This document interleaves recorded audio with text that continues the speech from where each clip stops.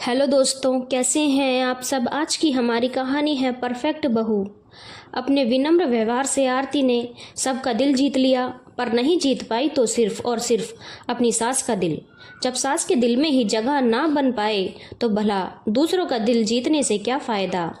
आखिर घर में सास ही तो होती है जो अगर साथ दे दे तो पूरा घर अपना, अन्यथा नहीं। हाँ, लेकिन कर भी क्या सकते हैं। उसकी सास थोड़ी तेज है, फिक्र मत करो, जो होगा अच्छा ही होगा। और वैसे उसके घर के लोग भी समझते हैं, सास नहीं समझती तो क्या हुआ, कहकर रमेश जी तो अपने कमरे में चले गए और राधिका जी बाहर कमरे में बैठी अपनी बेटी के बारे में सोचती रही। अभी अभी दोनों अपनी बेटी के ससुराल से आए हैं। अभी सुबह की ही बात है, आरती के ससुराल से उसकी सास का फ़ोन आया था। उन्होंने फ़ौरन उन्हें वहां आने के लिए कहा। 2-3 बार राधिका जी ने पूछा भी, पर उन्होंने कहा कि आने पर ही बताएंगी। आखिर शादी के 4 महीने बाद यूँ बेटी के ससुराल से फ़ोन आना राधिका जी को घबराहट होने लगी। उन्होंने रमेश जी से कहा तो वो दोनों अपना काम छोड़कर बेटी के घर रवाना हुए। वहां पहुंचते ही देखा तो समधन जी बाहर ही बैठी हुई थीं। जैसे ही उन्होंने अपनी बहू के माता पिता को देखा, वैसे ही बोलना शुरू कर दिया। शायद पहले से ही भरी हुई बैठी थी। क्या संस्कार दिए हैं आपने अपनी बेटी को, बिल्कुल भी तमीज नहीं है। ऐसे कैसे वो अपनी सास को जवाब दे सकती है। क्या हुआ समधन जी, बताइए तो सही। अरे क्या बताऊं, जाकर अपनी बेटी से पूछिए। किस्मत ही खराब है हमारी जो वह हमारे घर की बहू बनी, लगभग चिल्लाते हुए आरती की सास ने कहा। सास के मुंह से अपनी बेटी के लिए इस तरह की बात सुनकर राधिका जी अचंभित रह गई। शिष्टाचार को एक तरफ रखकर वह सीधे अपनी बेटी के कमरे की तरफ चली गईं। वहां जाकर देखा तो आरती चुपचाप पलंग पर बैठी हुई थी। उसकी सूजी हुई आंखें बता रही थी कि वह काफ़ी रो चुकी है। अपनी बेटी को इस तरह से देखकर एक बार तो उनको कलेजा मुंह को आ गया। फिर हिम्मत कर अपनी बेटी के पास जाकर बोली, क्या बात है आरती, समधन जी ने इस तरह हमें क्यों बुलाया है और तू इतना क्यों रोई है कि तेरी आंखें सूज गई हैं। अपनी माँ का स्पर्श पाकर आरती रो पड़ी। कुछ नहीं माँ, मम्मी जी की आदत है हर काम में मीन मेख निकालने की। कोई गलती हो जाती है तो ऐसा नहीं कि समझाएं, बल्कि जोर जोर से चिल्लाना शुरू कर देती हैं। आखिर कब तक बर्दाश्त करती। आज जवाब दे दिया तो उन्होंने आपको फ़ोन कर दिया, और कोई बात नहीं।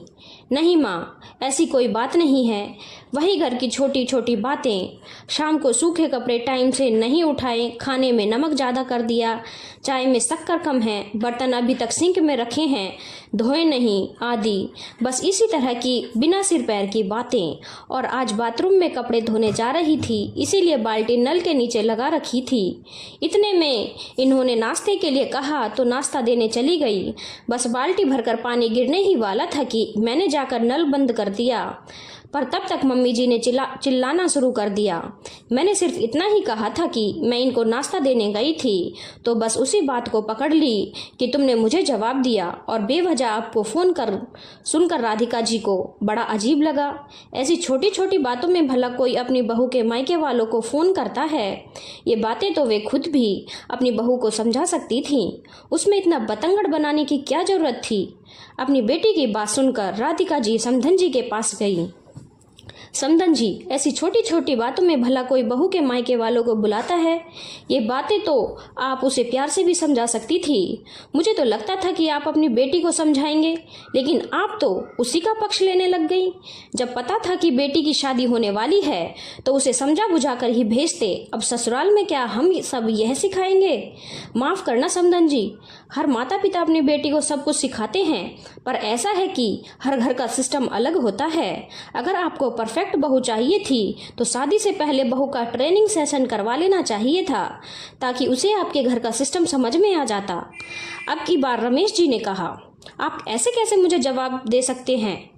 माफ़ कीजिएगा समधी जी, मुझे नहीं पता था कि मेरी पत्नी ने आप लोगों को फ़ोन कर दिया है। उसकी तरफ से मैं माफ़ी मांगता हूँ। अचानक आरती के ससुर जी ने आकर बीच बचाव किया, जो उस समय घर पर किसी काम से आए थे।